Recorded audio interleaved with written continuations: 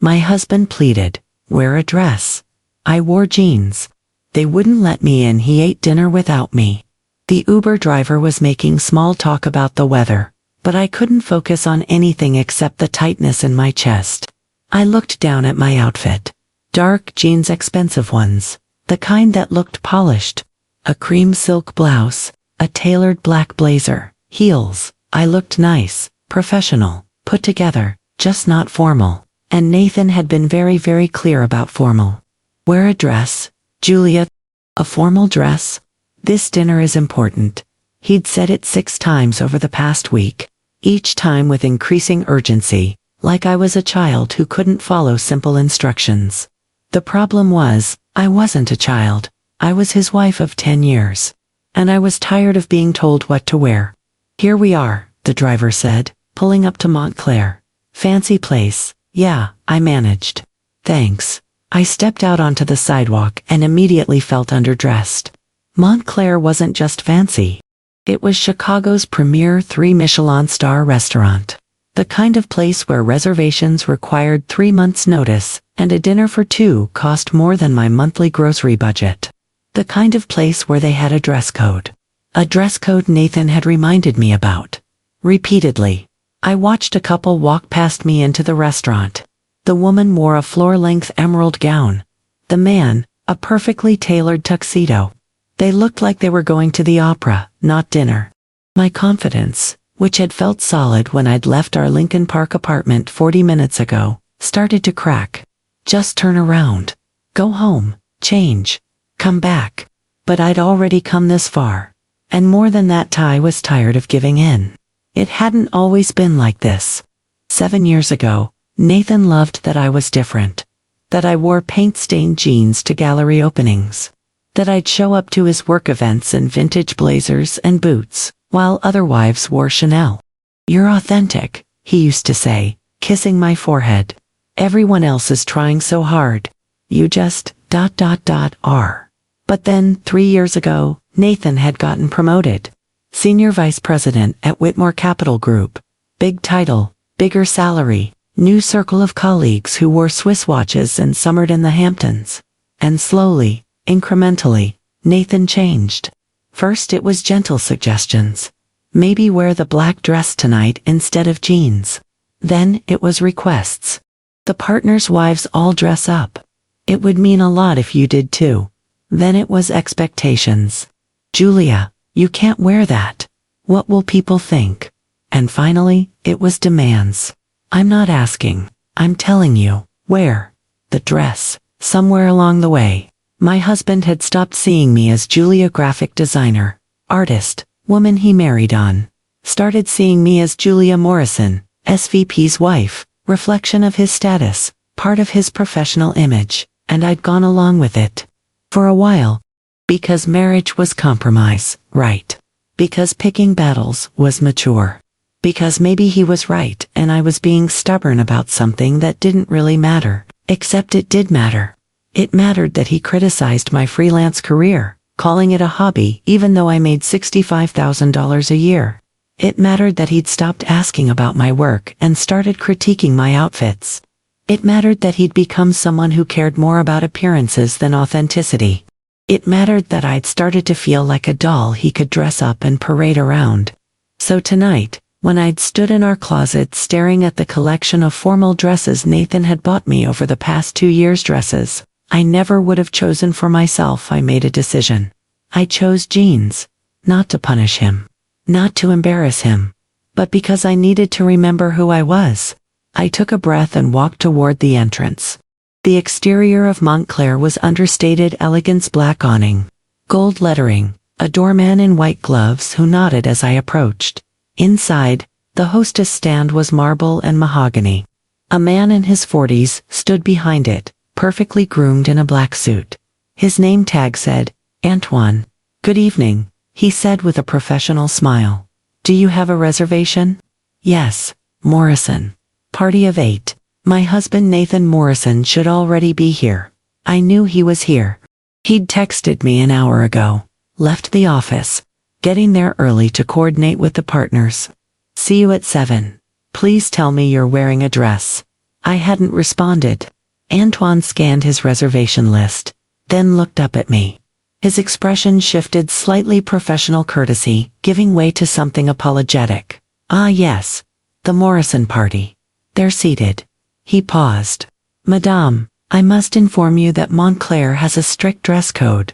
We require formal attire. No denim of any kind. My stomach dropped. Are you serious?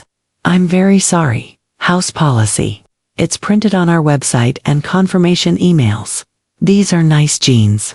I'm wearing a blazer, I understand, and you look lovely. But the policy is absolute. No denim. His tone was gentle, but firm. Perhaps you could return home and change. I'd be happy to hold your seat. Return home, change, come back. Exactly what I'd considered doing in the car. Exactly what Nathan expected me to do. The dinner is starting now, I said, hearing the edge in my voice. My husband is already inside. Can't you just make an exception? I'm very sorry, madame. I cannot. I pulled out my phone and dialed Nathan. He answered on the second ring. Where are you? His tone was already annoyed. We're about to order drinks. I'm in the lobby. They won't let me in. The dress code. My jeans, Jesus Christ, Julia. The words were quiet but sharp, each one a small blade. I didn't think they'd actually, you didn't think. He cut me off. That's the problem. You never think about anyone but yourself. Nathan, I told you. I begged you to wear a dress. What part of formal dinner with senior partners did you not understand? I could hear voices in the background, laughter, the clink of glasses. He was at the table, with Preston Whitmore and the other partners. With their wives, all of whom had probably worn appropriate formal attire. Can you come out here? I asked quietly. We'll figure something out. Figure what out? You want me to leave? Cancel. Make it even more obvious that my wife couldn't follow a simple dress code. I'm your wife, Nathan. I'm standing in a lobby being humiliated. Can you please? You're standing in a lobby because you chose to ignore me? Multiple times. I warned you. I told you this was important. I told you everyone would be watching. His voice dropped lower, colder. Do you know what Preston said when I told him you hadn't arrived yet? He asked if we were having marital issues. In front of everyone, so come out here and prove we're not. Silence on the other end. Long enough that I thought he might actually do it. Might actually choose me over dinner. Then, no. The word was flat. Final, what? I'm not coming out there. I'm not canceling. I'm not making this worse than you've already made it. He took a breath, and when he spoke again, his voice was controlled, reasonable, like he was explaining something to a difficult client. This dinner is with the most important people at my firm. People who decide promotions. People who decide my future. I've been building relationships with them for months. And you want me to walk out because you couldn't be bothered to wear appropriate clothing. I want you to walk out because I'm your wife and I need you. And I need you to go home. The words hit like a physical blow. You're seriously going to eat dinner while I'm stuck out here? I'm seriously going to salvage what I can of the disaster you created. His voice hardened. Go home, Julia. We'll talk when I get back. Nathan, he hung up. I stood there, phone still pressed to my ear, staring at the marble floor.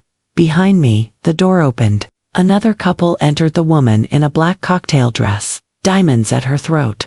They glanced at me, then at Antoine, picking up immediately that something was wrong. Is everything all right? The woman asked, her tone friendly but curious. Fine, I managed. I just dress code issue. Oh, understanding dawned on her face, followed by pity. That's unfortunate. They moved past me to the hostess stand. Antoine greeted them warmly and led them inside. Through the open doorway, I caught a glimpse of the dining room. Soft lighting, white tablecloths, the quiet murmur of expensive conversation, and somewhere in there, my husband was sitting down, ordering wine, laughing with colleagues. Without me I should leave, call another Uber, go home, preserve what little dignity I had left. But something kept me rooted there. Some desperate hope that Nathan would realize what he'd done, that he'd stand up from that table, excuse himself, and come find me. 5 minutes passed, then 10. The door opened again. A woman about my age walked in, tall and elegant in a navy gown. She saw me and paused. Julia, I recognized her. Vanessa Kim, wife of Mark Chen, one of Nathan's colleagues. We'd met at company events a handful of times. Hi, Vanessa. Her eyes took in my outfit, then my face, which I'm sure showed exactly how humiliated I felt. Are you, waiting for someone? I was, but I can't get in. Dress code. I gestured vaguely at my jeans. Oh no, her expression shifted to sympathy. Is Nathan inside already? He's staying. I watched her process that. Watched her try to find something to say that wouldn't make it worse. I'm so sorry, she finally managed. I don't know what to say, it's fine. I'm going to head home. Do you need a ride? No, thank you. I'll get an Uber. I forced a smile. You should go in. Don't let your dinner get cold. She hesitated, clearly uncomfortable leaving me there. But what else could she do? I'm really sorry, Julia, she said again, then walked past me to the hostess stand. Antoine seated her, and she disappeared into the dining room. Into the same room where my husband sat. I waited another 5 minutes, then 5 more. My phone stayed silent. Nathan wasn't coming. The Uber ride home took 25 minutes. I cried for 24 of them. The driver, mercifully, said nothing. Just handed me a tissue box over the seat and turned up the radio slightly to give me privacy. When he dropped me off in front of our building, I could barely get the words out to thank him. The apartment was dark, empty. Exactly as I'd left it an hour and a half ago when I'd felt confident and defiant and like I was making some grand statement about autonomy. Now I just felt stupid. I dropped my bag on the floor and sat on the couch without turning on the lights. My phone buzzed. For one desperate second, I thought it might be Nathan, an apology, an explanation, something. But it was just Melanie, my best friend. How's the fancy dinner? Send pics. I stared at the message for a long moment, then I typed, didn't get in. Dress code. Nathan stayed. I'm home. 3 dots appeared immediately. Then? What then? I'm calling you right now. The phone rang. I let it go to voicemail. I couldn't talk about it yet. Couldn't say the words out loud. Couldn't admit that my husband had chosen a business dinner over me, that he'd hung up on me, that he'd sat there for I checked the time 2 hours now, eating and drinking and networking while I'd stood in a lobby being pitied by strangers. I turned off my phone. The apartment was silent except for the hum of the refrigerator and the distant sound of traffic on the street below. I sat there in the dark, still wearing my jeans and my blazer and my heels. Still waiting for my husband to come home. Still hoping, despite everything, that when he walked through that door he'd be sorry. That he'd realize what he'd done. That he'd choose me. But deep down, in a place I wasn't ready to look at yet, I knew the truth. He'd already made his choice. And it wasn't me. He came home at 11:17 p.m. I heard his key in the lock. Heard him walk down the hallway. Heard him pause when he saw me still sitting on the couch in the dark. You're still awake, he said. Not I'm sorry. Not are you okay. Just a statement of fact, tinged with irritation. I turned on the lamp beside me. The sudden light made us both squint. Nathan looked exactly as he always did after these corporate dinners. Perfectly composed. His suit unwrinkled. His tie still knotted. Hair still in place. He held his phone in one hand, probably checking emails even now. He looked at me with the expression I'd come to dread over the past 3 years, the one that said I was being difficult. Unreasonable. Dramatic. We need to talk, I said quietly. Yes, we do. He set his phone on the entry table and walked into the living room but didn't sit, stood there, arms crossed. What the hell were you thinking tonight? I stared at him. What was I thinking? Wearing jeans to the most important dinner I've had this year. After I explicitly told you multiple times to wear formal attire. His voice was controlled, measured. The same tone he used in conference rooms. You embarrassed me, Julia. In front of Preston Whitmore. In front of the senior partners. Something hot and sharp rose in my chest. I embarrassed you. Yes, Nathan, you left me standing outside a restaurant for 3 hours. 2.5, he corrected. We finished at 10:30. 2.5 hours, I repeated slowly. You sat inside eating dinner while your wife was humiliated in the lobby. And you think I embarrassed you? He sighed that particular sigh that meant he thought I was missing the point. Julia, I didn't have a choice. I couldn't just walk out. Yes, you could. You absolutely could have. You could have come outside. You could have left with me. You could have chosen me. And thrown away 6 months of relationship building? Confirmed Preston's suspicion that we're having problems. Made myself look unprofessional. Made yourself look unprofessional. My voice was rising now. I couldn't stop it. How professional do you think it looked when everyone asked where your wife was and you had to explain that she was outside because she failed the dress code? At least that's a concrete reason. An explanation. If I'd walked out, it would have looked like I was taking your side against the restaurant, against the dress code. It would have made the whole thing a bigger issue. I stood up. I am your side, Nathan. I'm your wife. We're supposed to be on the same side. Then why didn't you just wear a fucking dress? The words came out sharp, angry, more emotion than he'd shown since walking in. Good, at least anger was something real. Because I'm tired of being told what to wear. I shouted back. I'm tired of you treating me like a paper doll you can dress up for your colleagues.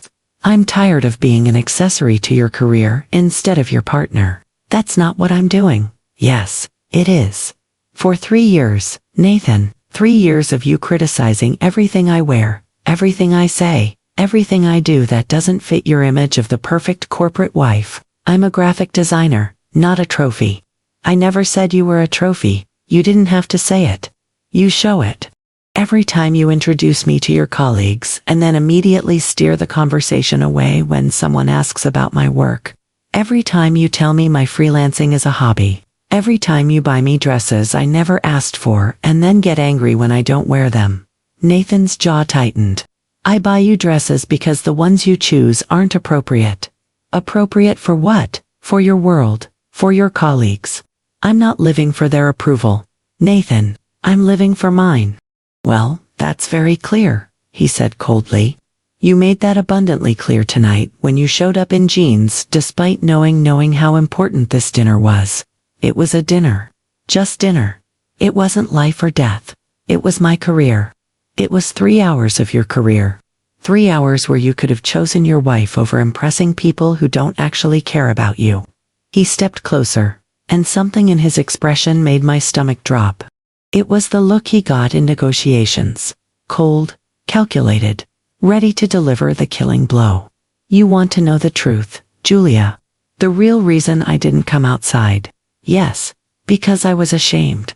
The word hit like a slap. Ashamed. Yes, ashamed that my wife couldn't follow a simple instruction. Ashamed that I had to explain to Preston Whitmore why you weren't there. Ashamed that everyone else's wives managed to dress appropriately, and mine couldn't.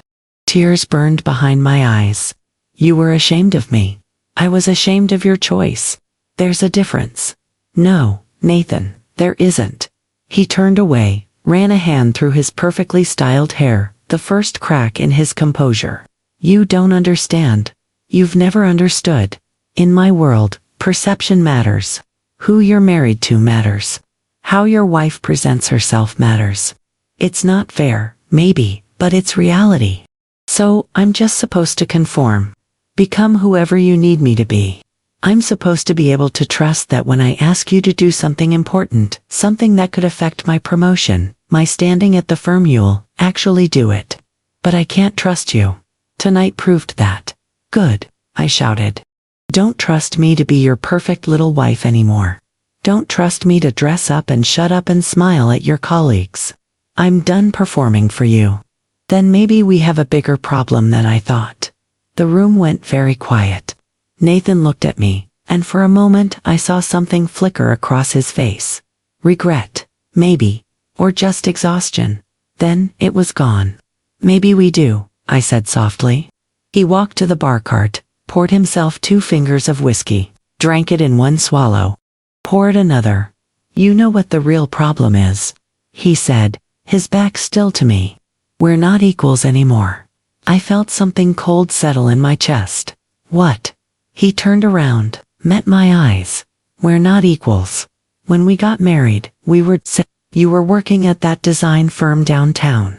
I was just starting at Whitmore. We were both building careers. We were partners. We're still partners. No, we're not. He took a sip of whiskey.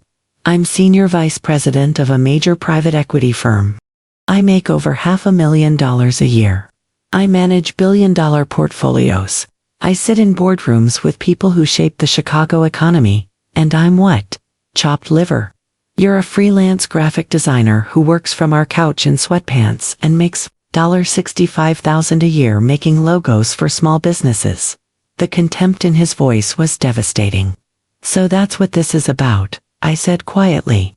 Money, status. You think you're better than me now. I think we've grown in different directions. I've grown professionally, you've stayed the same, I've stayed myself. That's different from staying the same. Semantics, it's not semantics, it's the entire point. I was shaking now. You've changed, Nathan. You've become someone who values money over people, status over authenticity, image over substance. You've become exactly the kind of person you used to hate. I've become successful.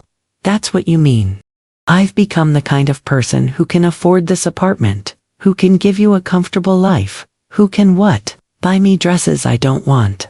Take me to restaurants where I'm not welcome. Make me feel like I'm not good enough just by being myself. He set his glass down hard. I never said you weren't good enough. You didn't have to. You left me outside a restaurant, Nathan. You hung up on me. You sat there for 2.5 hours eating a 5-course meal while I cried in an Uber. You think that doesn't send a message. The message I was sending was that actions have consequences. You ignored me. You defied me. You chose to make a point instead of supporting me. And yes, there were consequences. You don't get to punish me like a child, and you don't get to sabotage my career like a petulant teenager. We stood there, breathing hard, staring at each other across the living room that suddenly felt like a canyon. 10 years, we'd been married 10 years, and I didn't recognize the man standing in front of me. I want you to leave, I said. Nathan blinked. What? I want you out of this apartment tonight. Now, Julia, you're being dramatic. I'm being clear. Get out. This is my apartment. It's our apartment, and I'm asking you to leave. You can stay in a hotel. You can stay with your sister. I don't care, but I can't look at you right now. You're overreacting. Get out. My voice cracked on the last word. Something in it must have convinced him I was serious because he stepped back. Fine, I'll go. He grabbed his phone. But we're talking about this when you've calmed down. There's nothing to talk about. Julia, you called me inferior. You said we're not equals. You were ashamed of me. Tears were running down my face now. What exactly is there to talk about? He opened his mouth, closed it, opened it again. I'll get some things from the bedroom. He walked past me down the hallway. I heard drawers opening, a bag being unzipped, the efficient sounds of a man packing for a business trip. 5 minutes later, he emerged with a duffel bag. He paused in the doorway. I'll call you tomorrow. I didn't answer. Julia, he stopped. Whatever he was going to say, he swallowed it. I'll call you. The door closed behind him. I stood in the living room, listening to his footsteps fade down the hallway, listening to the elevator arrive, listening to the building settle back into silence. Then I collapsed onto the couch and sobbed. I must have fallen asleep at some point because I woke up to sunlight streaming through the windows and my phone vibrating on the coffee table. 7 missed calls from Nathan. 3 texts. Julia, we need to talk about last night. You were upset. I was upset. We both said things. Let's be adults. I'm at the office, but I'll be home tonight. We'll figure this out. I stared at the messages. Read them again. Not one apology. Not one acknowledgement that he'd done anything wrong. Just expectation that I'd get over it. Move on. Be reasonable. I grabbed my phone and started typing a response. Deleted it. Typed again. Deleted again. Finally, I just turned off my phone. I walked to the bedroom and started packing a bag, jeans, t-shirts, a few sweaters, my laptop, my toiletries. I was still wearing the outfit from last night. The jeans that had caused all of this. I looked at myself in the bathroom mirror. My makeup was smeared. My eyes were swollen from crying. My hair was a mess, but I was still me. I changed into fresh clothes, jeans, and a Northwestern sweatshirt and finished packing. I found a piece of paper and wrote a note. Nathan, I'm staying at Melanie's. I need space to think. Please don't call or text for a few days. Julia, I left it on the kitchen counter, picked up my bag, and walked out of our apartment. Our apartment that had never really felt like mine. Not for the last 3 years, anyway. Melanie lived in Wicker Park, 40 minutes away on the L. I texted her from the train. Can I stay with you for a while? I'll explain when I get there. Her response was immediate. Doors open. Literally, I'm home. When I arrived at her building, a converted warehouse with exposed brick and industrial windows, she was waiting in the doorway of her third-floor unit. Melanie Chen, 37 years old, attorney at a women's rights firm, fierce and brilliant, and the best friend I'd had since college. She took one look at my face and held out her arms. I dropped my bag and fell into them. What did he do? She asked, her voice low and dangerous. And I told her everything. 2 weeks at Melanie's apartment, and I was starting to see clearly for the first time in 3 years. He's a textbook case, Melanie said, pouring us both wine on a Friday evening. Emotional abuse, control disguised as concern, gaslighting, all of it. I sat cross-legged on her couch, wrapped in one of her oversized cardigans. He's not abusive. He never hit me. He never. Abuse isn't just physical, Jules. Melanie sat across from me, her attorney voice coming out, the one she used when she needed me to hear her. Really hear her. Control is abuse. Making you feel crazy for having normal reactions is abuse. Criticizing everything about you until you start believing you're the problem, that's abuse. I stared into my wine glass. I just wore jeans. That's all I did. It feels so stupid to throw away 10 years of marriage over jeans. You didn't throw anything away. And it's not about the jeans. It's about 3 years of him systematically breaking you down. She leaned forward. Tell me the truth. When's the last time you felt good about yourself? Confident? Like you were enough exactly as you are? I thought about it. Really thought about it. Before his promotion, I said finally. 7 years ago. Before he joined the country club. Before he started going to those executive dinners. Before he got obsessed with how things looked, instead of how they felt. Exactly. Because that's when the abuse started. Slow, gradual. You probably didn't even notice it was happening. He wasn't always like this, I said quietly. The first 7 years, he was different. Supportive. He used to love my artwork. He'd brag about my designs to his friends. He thought my independence was sexy. And then he got power. Melanie's voice was gentle but firm. And power shows you who people really are. Some people get power and become more generous, more humble. Nathan got power and became controlling. That's who he is now. What if he changes back? Jules. She waited until I looked at her.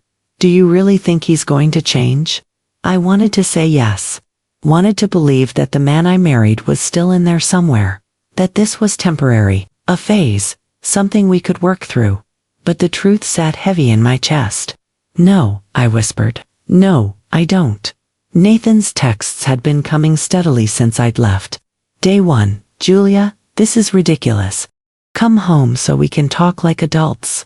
Day 3, you're overreacting. It was one fight. Every marriage has fights.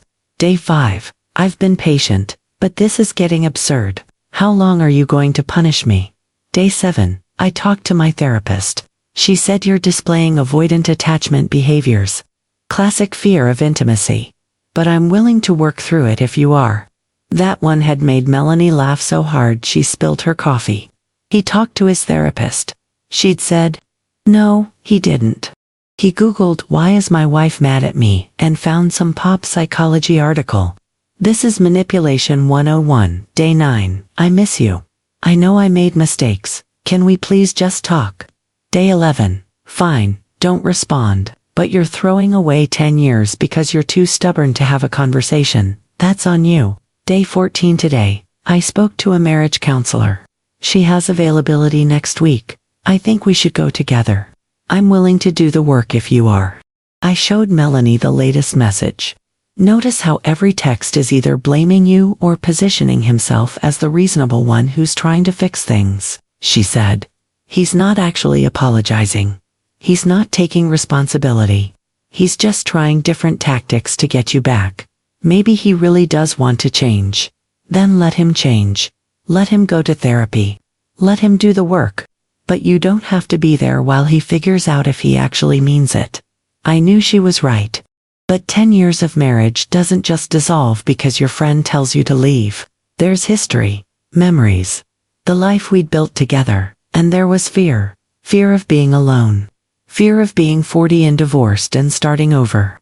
Fear that maybe Nathan was right and I was overreacting. I need to talk to my brother, I said.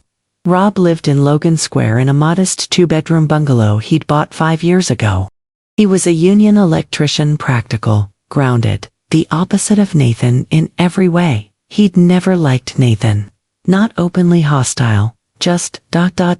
coolly polite. The kind of tolerance you give to someone you're forced to interact with at family gatherings. I hadn't understood it before. Now I was starting to. He opened the door in work clothes, jeans, a union t-shirt, steel-toed boots. His face split into a grin when he saw me, then shifted to concern. Jules, what's wrong? Can I come in? Always. His house was exactly what you'd expect from a single electrician in his 40s. Comfortable furniture, a giant TV, sports memorabilia on the walls, and a fridge stocked with beer and leftover pizza. He grabbed 2 beers, handed me one, and sat down across from me at his kitchen table. Talk, he said simply. So I did. I told him about the dinner. About Nathan refusing to leave. About the fight. About the texts. About staying at Melanie's for 2 weeks trying to figure out if my marriage was over. Rob listened without interrupting. When I finished, he took a long drink of his beer and said, "He left you outside." "Yes, your husband left you outside a restaurant for 3 hours while he ate dinner." 2.5. I corrected automatically, then caught myself. "But yes, Jules." Rob leaned forward, elbows on the table. "I'm going to be honest with you. I've never liked the way Nathan treats you. Not since he got that promotion. Maybe even before that." "What do you mean?" "He treats you like a doll. Something pretty he can dress up and show off when it suits him. But when you don't fit the image he wants, he gets mad. He gets controlling. That's not love, Jules. That's ownership." The word hit hard. Ownership. "He loves me," I said, but even I could hear how weak it sounded. "Maybe he does in his way, but his way isn't healthy. It's not what you deserve. He wasn't always like this." "I know. First 7 years, he was okay. I could see why you loved him, but then he changed. Got that big promotion, started hanging around those country club assholes, started acting like he was better than everyone including you. He said we're not equals anymore," I said quietly. "He said he's a senior vice president, making over $500,000, and I'm just a freelancer in sweatpants making $65,000. Rob's face went hard. "He said that to you?" I nodded. "Then he's not just controlling. He's cruel." He stood up, too agitated to sit. "You know what, Jules? You are equal to him. You're better than him. You create things. You make beautiful designs that help people build their businesses. You work from home because you're smart enough to make your own schedule. And yeah, you wear sweatpants sometimes. So what? You're comfortable. You're yourself." Tears started falling. I couldn't stop them. He made me feel like I wasn't enough. I whispered, "Because he needs you to feel that way. If you feel small, he feels big. If you feel worthless, he feels valuable. That's how guys like him operate." Rob grabbed a box of tissues, handed it to me. "You want my advice? Don't go back. Not unless he does some serious work on himself. And I mean serious therapy, accountability, actual change. not just promises. What if I'm throwing away my marriage over one fight? You're not. You're protecting yourself from a man who's been slowly erasing you for 3 years. There's a difference. On day 16, I made an appointment with a therapist. Dr. Sarah Hoffman was 52. With kind eyes and a calm presence that immediately made me feel safe. Her office was in a brownstone in Lakeview, filled with plants and soft lighting. "Tell me what brought you here," she said, settling into her chair across from me. I told her everything. The dinner. Nathan's transformation over 3 years. The constant criticism. The gaslighting. The fight. The texts. She listened without judgment, occasionally making notes. When I finished, she was quiet for a moment. Then she said, "What you're describing is a pattern of emotional abuse." I'd heard Melanie say it, but hearing it from a professional, someone with degrees on the wall and years of training, made it real in a way I'd been resisting. "He never hit me," I said. Abuse doesn't have to be physical to be devastating. In fact, emotional abuse is often more damaging because it's harder to see, harder to prove, easier to dismiss. He says I'm overreacting, that I embarrassed him, that I'm the problem.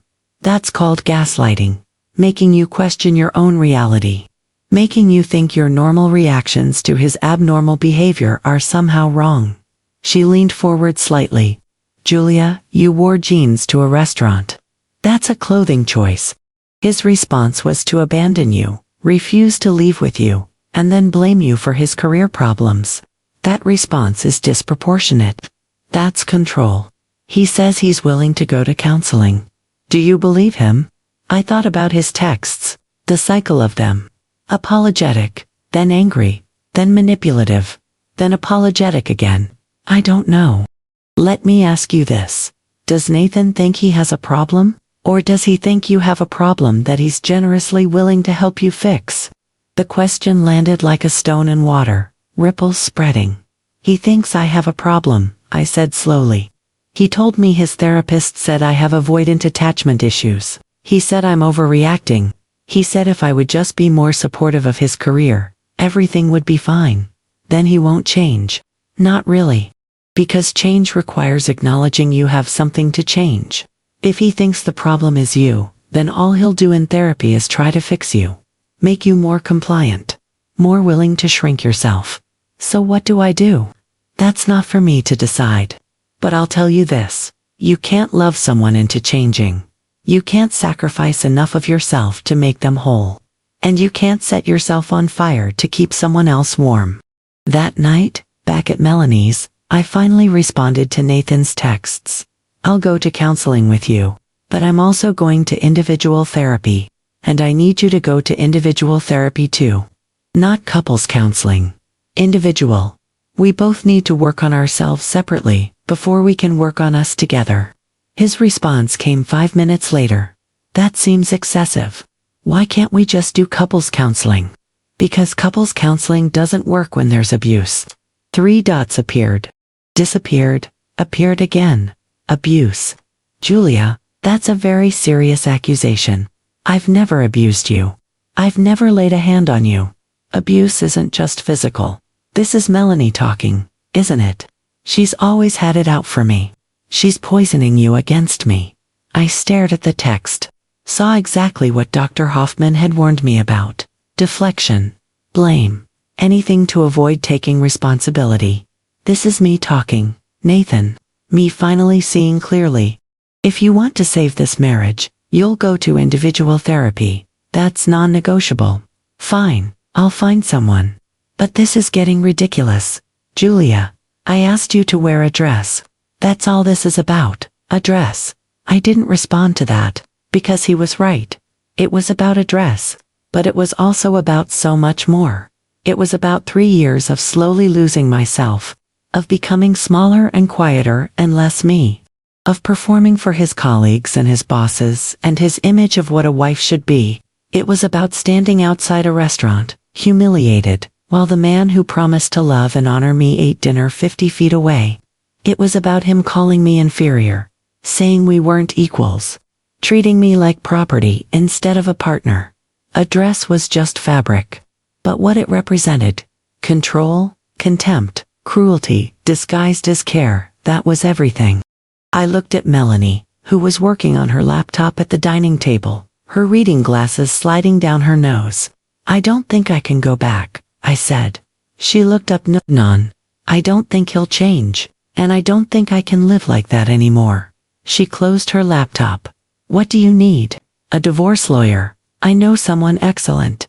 Rebecca Walsh. She's a friend. I'll call her tomorrow. I nodded, feeling something shift inside me. Not relief, exactly. Not yet. But something like clarity. Like seeing the path forward for the first time. My phone buzzed. Nathan again. When are you coming home? I turned off my phone and went to bed. Rebecca Walsh's office was in a renovated Greystone in the West Loop. Elegant but not intimidating. The waiting room had comfortable chairs and fresh flowers. A sign on the wall read, "You are stronger than you think." I needed to believe that. Rebecca was 48, with silver-streaked dark hair, and the kind of calm authority that came from spending 20 years helping women leave difficult marriages. Melanie had told me she was the best.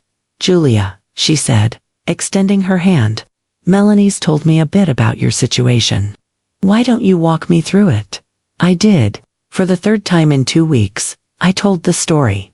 The dinner, Nathan's refusal to leave, the fight, the texts, the emotional abuse Dr. Hoffman had named. Rebecca took notes, asked clarifying questions, listened without judgment. When I finished, she set down her pen. Illinois is a no-fault divorce state, which works in your favor. You don't have to prove abuse or wrongdoing. You just have to prove the marriage is irretrievably broken. It is. I believe you. Now, let's talk assets. You've been married 10 years. You own an apartment together. We rent, Lincoln Park, $3,200 a month. The lease is in both our names. Any joint bank accounts? One checking account. About $8,000 in it. We each have our own savings accounts too. Children? No. That simplifies things. She made a note. Your freelance income, Ken. You document it. Yes, I keep detailed records. Made $65,000 last year. Good in Nathan's income. He's a senior VP at Whitmore Capital. Makes about $380,000 base, closer to $520,000 with bonuses. Rebecca nodded. In Illinois, marital property gets divided, equitably, not necessarily equally, but fairly. You're entitled to half of any assets acquired during the marriage. Since you don't own property and you each have separate careers, this should be relatively straightforward. He'll fight it, I said. He thinks I'm overreacting. That I'm throwing away our marriage over nothing. They usually do think that. Rebecca's voice was gentle. But the law is clear. You have every right to divorce, for any reason. You don't need his permission. You just need to file. How long does it take? Minimum 90 days from when he's served. Could be longer if he contests. But most cases settle within 6 to 9 months. I took a breath. I want to file. Are you sure? There's no rush. You can take more time to think, I'm sure. Rebecca studied me for a moment, then nodded. Okay, I'll prepare the paperwork. It'll take me about a week. Then we'll serve him. Where will he be served? Wherever you want. Home is most common. But we can serve him at work if you prefer. I thought about Nathan. About his obsession with image. His fear of looking bad in front of his colleagues. His office, I said. Serve him at work. Rebecca raised an eyebrow. That's allowed, but it's pointed. It sends a message. Good. He sent me a message when he left me outside that restaurant. This is mine. 1 week later, I met with Rebecca again to review the divorce petition. Petitioner, Julia Bennett Morrison, and respondent Nathan Morrison were married on June 14, 2014. The marriage is irretrievably broken. Petitioner requests dissolution of marriage, equitable division of marital assets, and no maintenance for either party. No maintenance, I said. Isn't that alimony? In Illinois, yes. But given your separate incomes and no children, and the fact that you've been supporting yourself throughout the marriage, I don't think you need it, and requesting it would just give him something to fight about. I don't want anything from him, I said. Just my freedom. Then this is the right document. She slid it across the desk. Sign here. My hand shook slightly as I picked up the pen. 10 years. I was ending 10 years of marriage with a signature. But 10 years of what? The last 3 had been suffocating, slowly erasing, breaking me down piece by piece until I'd almost forgotten who I was. I signed. Nathan was served on a Thursday afternoon at Whitmore Capital Group. I know because he called me 17 times in the span of 30 minutes. I didn't answer any of them. Finally, a text came through. What the fuck, Julia? You had me served at WORK. In front of my colleagues. Are you trying to destroy me? I stared at the message for a long moment. Then I typed, you destroyed us when you chose dinner over me. I'm just making it official. His response was immediate. This is insane. You're throwing away 10 years over one fight. We can fix this. We can go to counseling. Please, Julia, don't do this.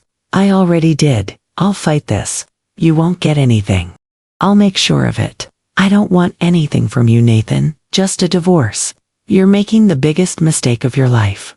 No, I made that mistake 10 years ago when I married someone who would leave me standing outside a restaurant. I'm fixing it now. I blocked his number after that. Rebecca called the next morning. His attorney reached out. She said, Daniel Brenner. He's aggressive but professional. Nathan wants to contest. Contest what? We don't have kids. We don't own property.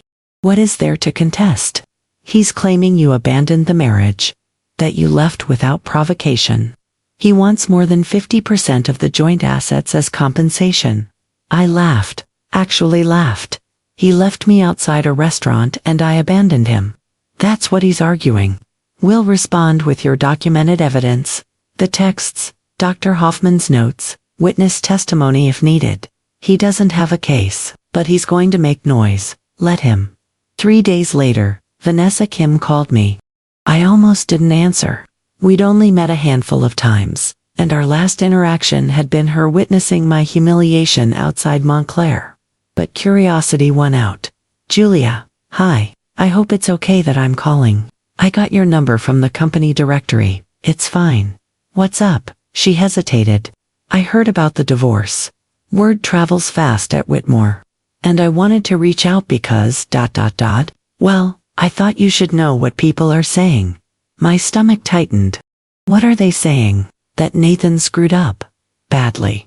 The partners saw the divorce papers. He made a scene when he was served, which was unprofessional. And people have been talking about that dinner. About how he left you outside. How do they know about that? I told them. Her voice was quiet but firm. I'm sorry if that was overstepping. But after that night, my husband Mark asked me what happened. I told him the truth. He told Preston Whitmore. And Preston was not pleased. Not pleased about what? About Nathan's judgment. Preston's wife Eleanor was appalled when she heard. She told Preston that any man who would abandon his wife in public had serious character issues. Preston's old school, he believes how you treat your family reflects on how you'll treat your colleagues. So Nathan's in trouble. Let's just say he's not getting that managing director promotion he was expecting. They gave it to Mark instead. Nathan's furious. But there's nothing he can do about it. I sat down slowly on Melanie's couch. He lost the promotion. Last week, official announcement came out yesterday. He's blaming you, of course. Saying the divorce distracted him. But between you and me, they were going to pass him over anyway. He's brilliant with numbers, but terrible with people. The partners have been noticing it for a while. The dinner was just the final straw. After we hung up, I sat there for a long time, processing. Nathan had sacrificed me for his career, and his career had rejected him anyway. 2 months after I'd left, I found my own apartment. It was smaller, 1 bedroom in the West Loop, 650 square feet, $1,500 a month. The building was older, with radiator heat and creaky floors. The kitchen was tiny. The bathroom had vintage tile. I loved it immediately. It was mine, not ours. Mine. I painted the living room a warm terracotta. Hung my artwork on the walls pieces. Nathan had always found too bold or too much. I bought a velvet couch in deep blue, filled the windowsills with plants, made it exactly what I wanted. My freelance work was thriving. Without Nathan's constant criticism, I'd rediscovered my creative confidence. I'd landed 3 new clients in the past month. My income was on track to hit $78,000 for the year. I was doing more than surviving. I was thriving. On a Friday night in early October, Melanie convinced me to download a dating app. "You don't have to actually go on dates," she said, pouring us both wine. "Just browse. See what's out there. Remember that men exist who won't critique your outfit choices. I'm not ready to date, I know, but you're ready to remember you're a catch." So I downloaded it, created a profile, used photos of me in jeans and vintage band t-shirts, wrote in my bio, graphic designer, art enthusiast, jeans wearer. If you need me to change for you, swipe left. Within an hour, I had 50 matches. I didn't respond to any of them that night, but I felt something I hadn't felt in 3 years. Desirable, wanted, seen for who I actually was, not who someone needed me to be. The divorce proceedings dragged on through the fall. Nathan contested everything he could. Claimed I'd taken furniture that was his. Claimed I owed him money for supporting me during our marriage. Claimed the divorce was causing him professional harm and I should be liable. Rebecca shut down every claim with documented evidence. The furniture was joint property purchased during our marriage. I'd supported myself with my own income. His professional problems were his own doing. In December, 5 months after I'd filed, we had a hearing. The judge was a woman in her 50s who looked thoroughly unimpressed with Nathan's attorney's arguments. "Mr. Brenner," she said, "your client is claiming Mrs. Morrison abandoned the marriage without cause. But I have testimony here from a marriage counselor, Dr. Sarah Hoffman, stating that she diagnosed a pattern of emotional abuse. I have text messages showing your client calling his wife inferior. I have witness testimony about him abandoning her outside a restaurant for 3 hours. Would you like to revise your position?" Daniel Brenner, Nathan's attorney, looked uncomfortable. "Your Honor, those incidents have been taken out of context. I've read the context, it doesn't help your client." She looked at Nathan directly. "Mr. Morrison, you left your wife standing outside a restaurant because she wore jeans. Then you ate a 3-hour dinner without her. Then you called her inferior and said you weren't equals. Is that accurate?" Nathan's jaw tightened. "Your Honor, my career requires certain standards. I'm not interested in your career. I'm interested in your marriage, which you destroyed through your own actions. I'm granting the divorce. 50-50 split of joint assets as requested by Mrs. Morrison. No maintenance for either party. You'll both walk away with what you brought into the marriage, plus half of what you built together, which seems exceedingly fair, given your behavior." The gavel came down. Outside the courthouse, Nathan caught up with me. "This isn't over," he said. "You ruined my life, Julia. My promotion. My reputation. Everything." I turned to face him. "No, Nathan, you ruined your own life. You chose status over substance. Image over integrity. Dinner over your wife. Those were your choices, not mine. I gave you everything, you gave me everything, except respect. And respect is the only thing that actually mattered." I walked away. Rebecca was waiting at her car, ready to drive me home. I didn't look back. By Christmas, the divorce was final. I spent the holiday with Rob and Melanie, cooking dinner in my apartment. We drank too much wine, laughed too loud, stayed up too late. It was the best Christmas I'd had in years. On New Year's Eve, I went on my first date since the divorce. His name was Marcus, 40 years old, architect, kind smile, easy conversation. We met for coffee, talked for 2 hours. He didn't once comment on what I was wearing, jeans and a sweater. Comfortable in me. When he walked me to my car, he said, "I'd like to see you again." I'd like that too. One thing though. I looked at your profile. That line about jeans, my heart sank. Here it comes. I thought it was perfect. I'm a jeans guy too. Life's too short to be uncomfortable. I smiled, actually smiled. Yeah, it really is. 9 months after the divorce, My life looked nothing like it had a year ago, and that was exactly the point. I sat at my desk in my West Loop apartment, reviewing a design proposal for a new client, a tech startup that had found me through my portfolio. They wanted a complete rebrand. The project was worth $18,000.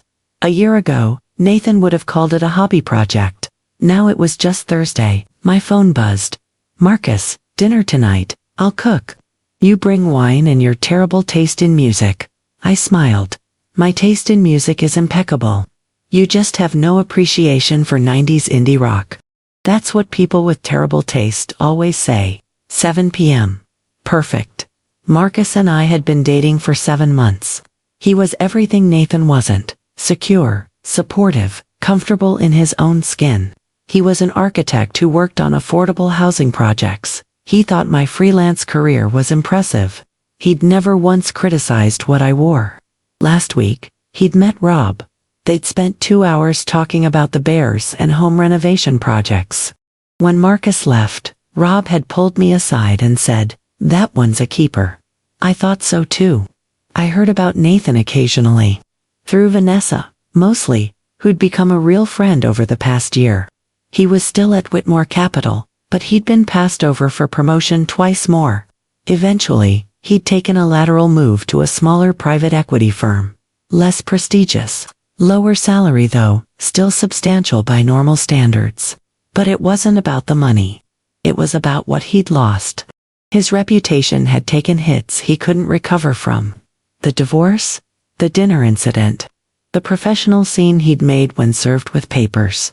Preston Whitmore's disappointment. In Nathan's world, reputation was everything. And his was damaged. Vanessa had also mentioned that Nathan was dating a string of younger women, none lasting more than a few months.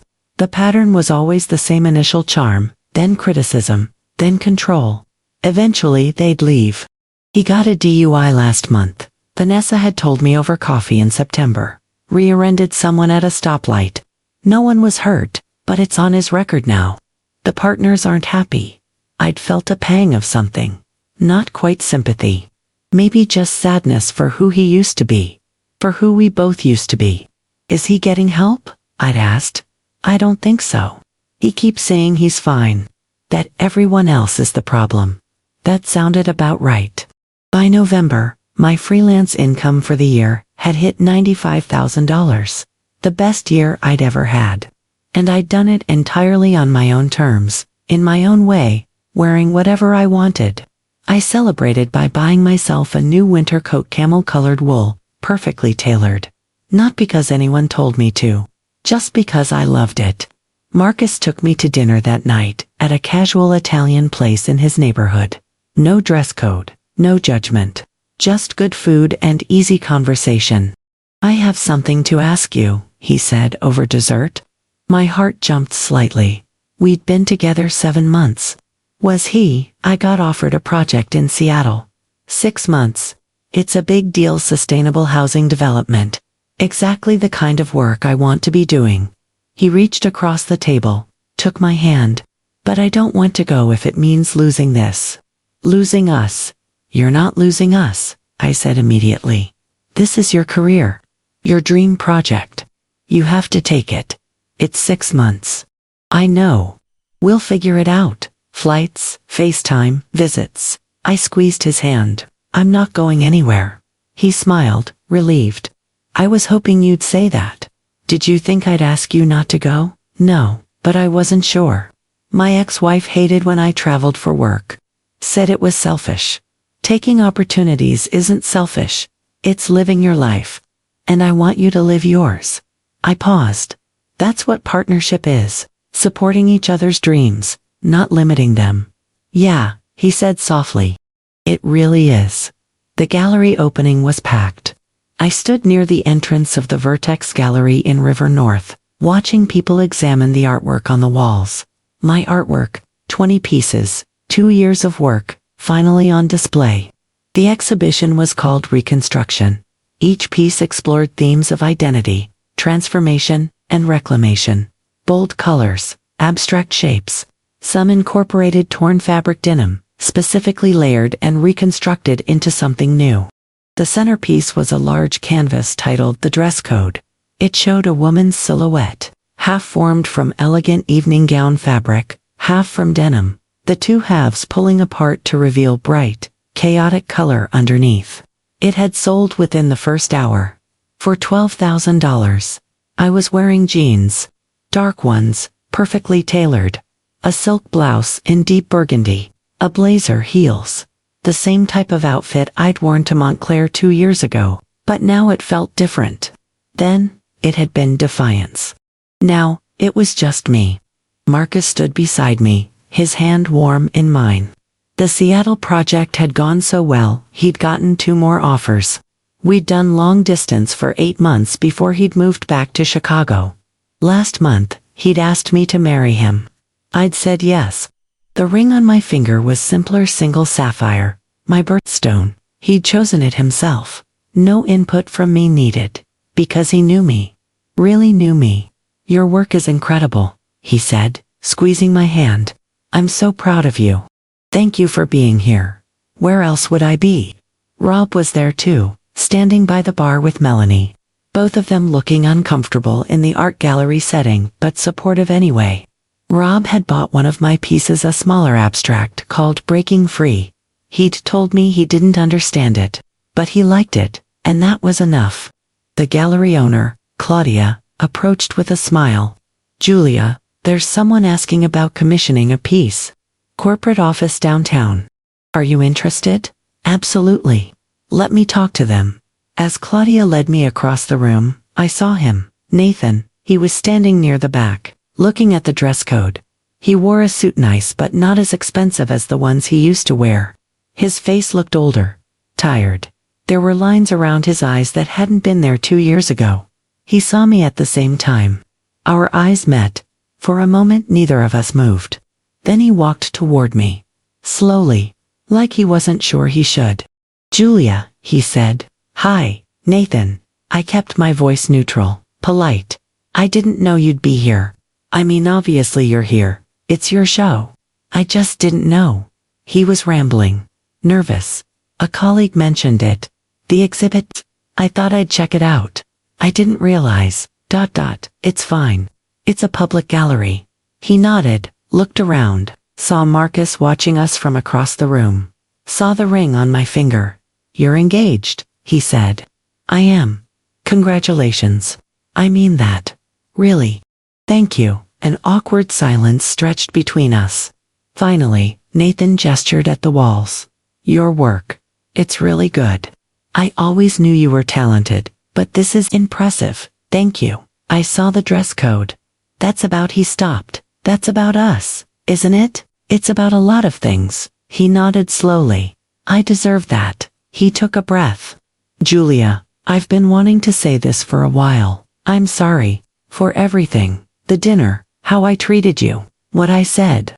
All of it, I was wrong. I studied him. He looked sincere, regretful, diminished in a way that had nothing to do with his suit or his salary, and everything to do with who he'd become. I appreciate that, I said carefully. I've been in therapy. Real therapy. For over a year. Working through a lot of things. Realizing what I lost. Who I became. He laughed, but it wasn't happy. Turns out when you treat people like accessories, they eventually leave. Who knew? I hope therapy helps. It is, slowly, but it's too late to fix us. I know that. I just wanted you to know that I see it now, what I did, who I was, and I'm sorry. I looked at this man I'd spent 10 years of my life with. This man who'd left me standing outside a restaurant because I wore jeans. This man who'd made me feel small and insufficient and wrong, and I felt ...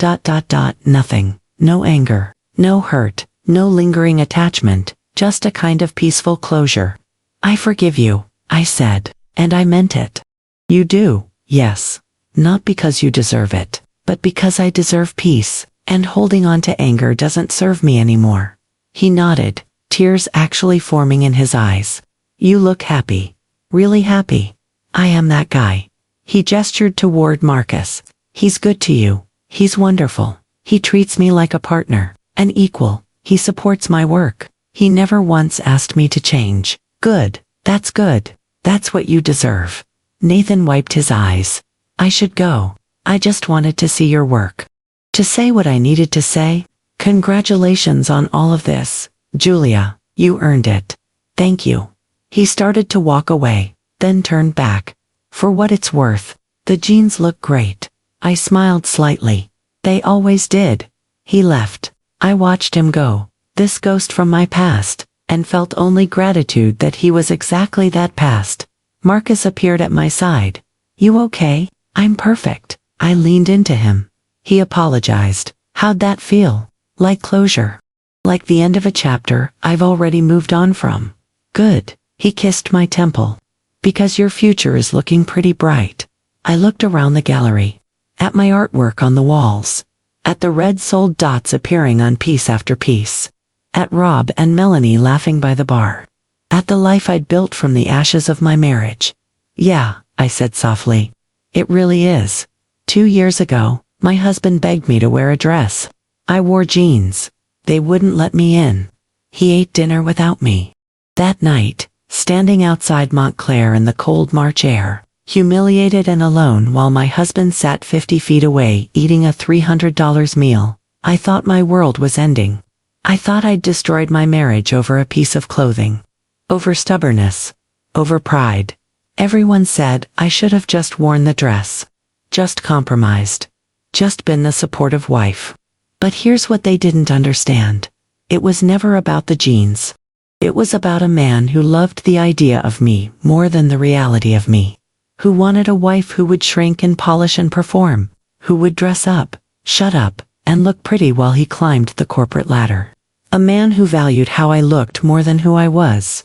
A man who could sit in a restaurant eating dinner while I cried outside, and feel justified doing it. That night broke something. Not me, us. The illusion that we were ever really partners. Nathan wanted a wife who would sacrifice herself for his image. I wanted a husband who would walk out of a restaurant with me instead of into it without me. We wanted incompatible things. Fundamentally incompatible things. People told me I was throwing away 10 years over jeans, over pride, over nothing. They were wrong. I wasn't throwing anything away. I was reclaiming something I'd lost. Myself, my voice, my choices, my right to exist as I am, instead of as someone else needs me to be. Nathan got what he thought he wanted. The career, the status, the appearance of success. But he lost the one thing that actually mattered. Someone who loved him authentically, not transactionally. And I got what I needed. Freedom. Freedom to wear jeans to art galleries and boardrooms and first dates. Freedom to build a career on my terms, in my style, without apology. Freedom to find someone who sees me really, sees beyond, loves exactly what he finds. 2 years later, I can finally say it without bitterness, without anger, without regret. Thank God for that dress code. Thank God for those jeans. Thank God Nathan showed me exactly who he was while I still had time to leave. The best decision I ever made wasn't wearing jeans that night. It was refusing to change them. Marcus and I walked out of the gallery into the Chicago night, my hand in his, my future wide open. Behind us, the exhibition continued. My artwork on the walls. My story told in color and fabric and reconstruction. Ahead of us, Michigan Avenue stretched toward the lake, city lights reflecting on water, possibilities endless. Where to? Marcus asked. Anywhere, I said. As long as I'm dressed appropriately. He laughed. You're always dressed appropriately. Because you're always yourself. Damn right I am. We walked into the night, equal partners, me and my jeans, and him and his, both of us exactly who we were meant to be. Free.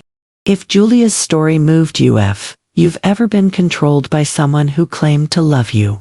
If you've chosen yourself over staying small. If you've walked away from someone who wanted to change you instead of cherish you, you're not alone. Subscribe for more stories about choosing dignity over compliance and finding yourself after losing someone who never saw you. Like if you believe leaving isn't failure, it's freedom. Share with someone rebuilding after a controlling relationship. Comment. Have you ever been told you were too much or not enough? How did you respond? Your story matters.